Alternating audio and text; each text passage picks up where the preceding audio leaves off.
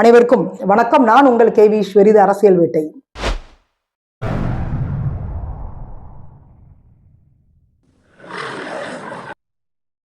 தமிழக சட்டமன்றத்துல 17வது சட்டப்பேரவைக்கான தேர்தல் நெருங்கி கொண்டிருக்கிறது. 2026க்கான தேர்தல் நெருங்கி கொண்டிருக்கிறது.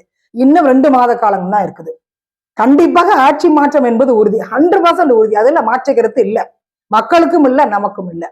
ஏன்னா நிறைய தனியார் நிறுவனங்கள், சேனல்கள், தனியார் வலை ஒளிகள் இவங்கெல்லாம் வந்துட்டு பொதுமக்கள்கிட்ட கருத்து கணிப்பு கேட்டுட்டு இருக்கிறாங்க.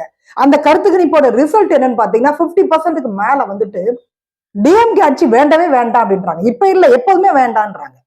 இந்த 5 வருடங்கள் போதுங்க, இதுதான் கடைசி டிஎம்கே உடைய அந்த ஆட்சி காலம். இதற்கு மேல நாங்க விரும்பவே இல்லை அப்படின்றாங்க. மக்களே வந்து இதை சொல்றாங்க. அதுதான் ஆச்சரியமா இருக்குது.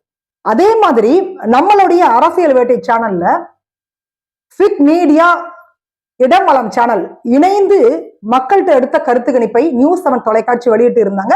அதை அப்படியே வந்து நான் செய்தியாக வெளியிட்டு இருந்தேன். அதுல பாத்தீங்க அப்படின்னா டிஎம்கே ஆட்சி வேண்டாங்க, அதிமுக ஆட்சி வேணும்னு மக்கள் கேட்டிருந்தாங்க. நிச்சயமாக அடுத்த ஆட்சி என்பது அதிமுக ஆட்சி தான். எந்த காலகட்டத்திலையும் மக்கள் வந்து டிஎம்கே ஆட்சி விரும்பவே இல்லை. இதுதான் நிதர்சனமான உண்மை. அதைத்தான் மக்களும் வந்து சொல்லியிருக்காங்க அந்த மீடியா கேட்கும் பொழுது. அந்த கருத்து கணிப்பை அப்படியே வந்து நான் வெளியிட்டு இருந்தேன் உங்களுக்காக. அதே மாதிரி இப்ப பாத்தீங்க அப்படின்னா வட இந்திய political strategy opinion and rating இவங்க இந்த நிறுவனம் வந்துட்டு ஒரு கருத்து கணிப்பை வெளியிட்டு இருக்கிறாங்க. நாம மக்கள்கிட்ட நேரடியாக சந்திச்சு கருத்து கணிப்பு கேட்டாலும் சரிதான், போன் மூலமாக கேட்டாலும் சரிதான். ஆக மொத்தத்துல மக்களுடைய கருத்து கணிப்பு நமக்கு தேவை. அந்த மாதிரி பார்க்கும் பொழுது இந்த நிறுவனம் வந்து டெலிகாலிங் மூலமாக மக்கள்கிட்ட கருத்து கணிப்பு எடுத்திருக்கிறாங்க. கிட்டத்தட்ட ஜனவரி 21ஆம் தேதியிலிருந்து 28ஆம் தேதி வரைக்கும் இந்த கருத்து கணிப்பு எடுத்திருக்கிறாங்க. ஓவரால் தமிழ்நாடு முழுவதுமே இந்த கருத்து கணிப்பை பொறுத்த வரைக்கும் கிராமத்திலும் எடுத்திருக்கிறாங்க, நகரத்திலும் எடுத்துக்கிறாங்க. அதுல 51 விழுக்காடு ஆண்கள் மத்தியிலையும் 49 விழுக்காடு பெண்கள் மத்தியிலும் இந்த கருத்தை கேட்டு இருக்காங்க. 44 விழுக்காடு மக்கள் வந்து டிஎம்கே ஆட்சி வேண்டாம் அப்படின்னு சொல்லியிருக்காங்க. 42 விழுக்காடு மக்கள் வந்து தயவு செய்து ஒரு கும்பிடு போடுறாங்க, மறுபடி டிஎம்கே ஆட்சி வரவே கூடாது, அந்த அளவுக்கு வெறுத்து போய் பேசியிருக்கிறாங்க. விஜயுடைய இந்த அரசியல் வருகையை மக்கள்கிட்ட கேட்டா அவங்க என்ன சொல்றாங்கன்னா 3வது இடமாக அவர் இருப்பாரு, ஓட்டை பிரிக்கக்கூடிய ஒரு வேலையை தான் அவர் செய்வாரே தவிர மற்றபடி அவர் சிஎம் ஆவறதுக்கெல்லாம் வாய்ப்பே இல்லைன்னா சொல்லியிருக்கிறாங்க. அதுவும் போக வந்துட்டு அவர் யாரோட ஓட்டை பிரிக்க போறாரு அப்படின்னா அதிமுக ஓட்டை தான் அவர் பிரிக்க போறாரு. நம்ம ஏற்கனவே சொல்லியிருக்கோம், டிஎம்கேவோட பி டீம் தான் டிவிக்கே நம்ம சொல்லியிருக்கிறோம்.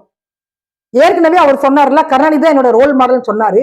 அதற்காக தான் அந்த பதிவு நம்ம கொடுத்தோம். நம்ம ஆரம்ப காலகட்டத்தில இருந்து, கட்சி ஆரம்பிக்கிறதுல இருந்து நம்ம சொல்லிட்டு தான் இருக்கோங்க.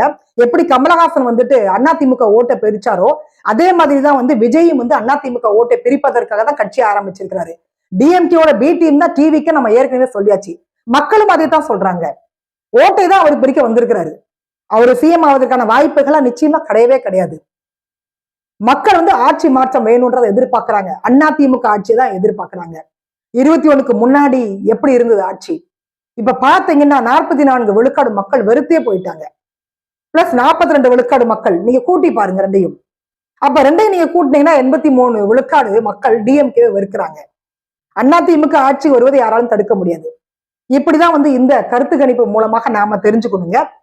அதே மாதிரி விஜய் வந்து பிரசாந்த் கிஷோர் எல்லாம் சொன்ன மாதிரி எல்லாம் வந்து 30-35 விழுக்காடெல்லாம் வாக்கு வாங்கவே மாட்டாரு. மிஞ்சி போனா 10ல இருந்து ஒரு 15 விழுக்காடு வாக்கு வாங்குவாருன்னு வச்சுக்கோங்களேன். 83 விழுக்காடு இன்னைக்கு வந்து டிஎம்கே எதிராக தான் இருக்குது. அப்ப நீங்க திங்க் பண்ணி பாருங்க, அதிமுகவுடைய ஆட்சி எப்படி இருந்தது. அதை மக்கள் இன்னும் கூட மறக்கவே இல்லை. இந்த 5 வருட காலம் என்பது மக்களுக்கு கொடுமையான ஒரு காலமாக மாறிவிட்டது. சர்வாதிகார ஒரு ஆட்சியாக இந்த டிஎம்கே ஆட்சி உள்ளது, கொடுங்கோல் ஆட்சியாக உள்ளது. அதனாலதான் வந்து மக்கள் மறுபடியும் அதிமுக வந்து எதிர்பார்க்கிறாங்க. அதாவது இன்னைக்கு மத்திய அரசு சொன்ன ஒரு செய்தி என்ன தெரியுங்களா, தேசிய நெடுஞ்சாலையில நடக்கக்கூடிய விபத்துகள் இருக்குல்ல, அதுல முதல்ல இருக்கக்கூடிய மாநிலம் எது தெரியுங்களா, தமிழகம் தான். 2025 மட்டுமே 10,000 விபத்துகள் நடந்திருக்குது. அதுல 6,000த்துக்கு மேற்பட்டவங்க இறந்துருக்கிறாங்க.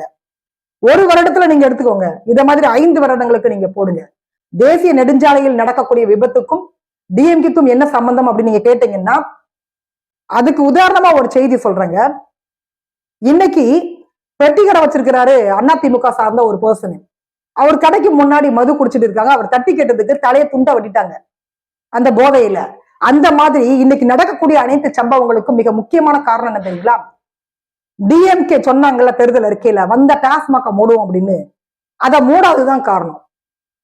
கள்ளச்சந்தையில் அப்புறம் மது வித்துட்டு இருக்கிறாங்க. இன்னைக்கு கஞ்சா போதை, கள்ளச்சாராயம், இதனால நடக்கக்கூடிய விபத்துகள் தான் அதிகம். இதனால நடக்கக்கூடிய குற்றச்சம்பவங்கள் தான் அதிகம். மக்கள் இதை பார்த்துட்டு தானங்க இருக்காங்க. எப்படிங்க ஓட்டு போடுவாங்க அடுத்த வாட்டி? மக்களுக்கு தெரியாதாங்க? பாதிக்கப்படுறது யாருங்க பாதிக்கப்படுறாங்க? டிஎம்கே குடும்பத்தில் இருக்கக்கூடியவங்கள பாதிக்கப்படுறாங்க. டிஎம்கே தலைமையில் ஏதாவது பாதிப்பு இருக்கா? இதனால ஒண்ணும் கிடையாது.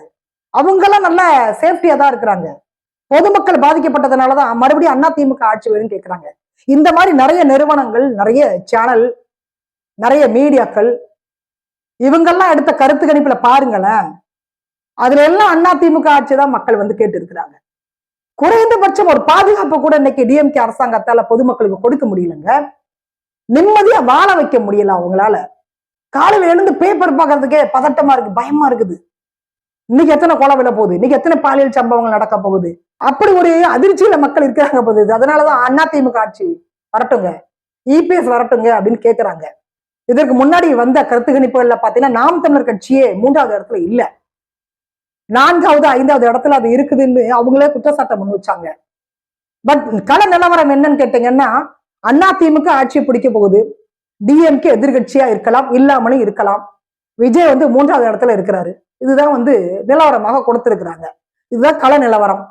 இதை நம்ம ஏத்துக்கிட்டு தான் ஆகணும். அதற்காக வந்து நீங்க டைரக்டா 2 கோடி வாக்காளர்கள் இருக்கிறாங்கன்னா அவங்களெல்லாம் சந்திச்சு நீங்க கருத்து கணிப்பு எடுத்தீங்கன்னா கேட்கக்கூடாது. அப்படி யாராலையும் எடுக்கவே முடியாது. அப்படி கருத்து கணிப்பெல்லாம் யாராலையும் எடுக்க முடியாது. ஒரு பானை சோற்றுக்கு ஒரு சோறு பதம் சொல்ற மாதிரி 10ல 1, அதுதான் ஸ்ட்ராட்டஜி. அந்த மாதிரிதான் வந்து கருத்து கணிப்பு எடுப்பாங்க. அப்படிதான் வந்துட்டு இந்த நிறுவனம் வந்து டெலிகாலிங் மூலமாக போன்ல தொடர்பு கொண்டு மக்களை ஜனவரி 21 இருந்து 28ஆம் தேதி வரைக்கும் எடுத்த கருத்து கணிப்புல ரிசல்ட் என்னன்னு பாத்தீங்கன்னா, டிஎம்கே ஆட்சி ஒட்டுமொத்தமாக மக்கள் வெறுக்கிறாங்க. இதுதான் அந்த ரிசல்ட். ஸோ அது வந்து அப்படியே வந்து அதிமுக ஆட்சிக்கு ஓட்டாக மாறும், சாதகமாக அமையும். ஏற்கனவே இபிஎஸ் சொன்ன மாதிரி மக்களை காப்போம், தமிழகத்தை மீட்போம், அது விரைவில் வந்து நடக்க போகுதுங்க. அதுதான் இந்த கருத்து கணிப்பு ரொம்ப தெளிவாக நமக்கு காட்டுது. நடக்கக்கூடிய சம்பவங்களை மக்கள் பார்த்துட்டு இருக்கிறாங்க, பொதுமக்கள் தான் அதை அனுபவிச்சுட்டு இருக்கிறாங்க. அதனாலதான் டிஎம்கே ஒருபோதும் எங்களுக்கு வேண்டான்றாங்க. அந்த அளவுக்கு வெறுப்பின் உச்சமாக இந்த ஆட்சி 5 வருட காலம் அமைந்து விட்டது. பதவி ஏற்ற உடனே மு.க. ஸ்டாலின் அவர்கள் பதவி ஏற்ற உடனே நமக்கெல்லாம் வயிற்றுல புளிய கரைச்சிருச்சு. என்ன ஆக போதோ தெரியல. தமிழகம் 5 வருட காலம் இவங்க கிட்ட சிக்கி சின்ன படமா ஆக போது நம்ம நினைச்சோம். அதே மாதிரி எனக்கு நடந்துருச்சு. அதாவது மாற்றம் வேணும், மாற்றம் வேணும்னு கேட்கிறாங்கல்ல. டிஎம்கே ஆட்சி வந்துட்டு அப்படின்னா அவங்க எதிர்பார்க்கக்கூடிய ஒரே மாற்றம் என்னன்னா அதிமுக ஆட்சி. அந்த மாற்றத்தை தான் இன்னைக்கு மக்கள் கேட்டுக்கிறாங்க. அதனால நீங்க விஜய்க்கு ஓட்டு போட்டாலும் கூட அது டிஎம்கேக்கு ஓட்டு போட்ட மாதிரி தான். நான் ஏற்கனவே சொன்ன மாதிரி டிவிகே என்பது டிஎம்கேவோட பி டீமு. நீங்கள் மாற்றம் வேணும்னு விஜய்க்கு ஓட்டு போட்டால் கூட நிச்சயமாக அது வந்து டிஎம்கேவோட ஓட்டாகத்தான் கன்வெர்ட் ஆகும். ஸோ உங்களோட கருத்து என்னன்றதை நீங்கள் பதிவு பண்ணுங்க. மீண்டும் சந்திக்கலாம். நன்றி, வணக்கம்.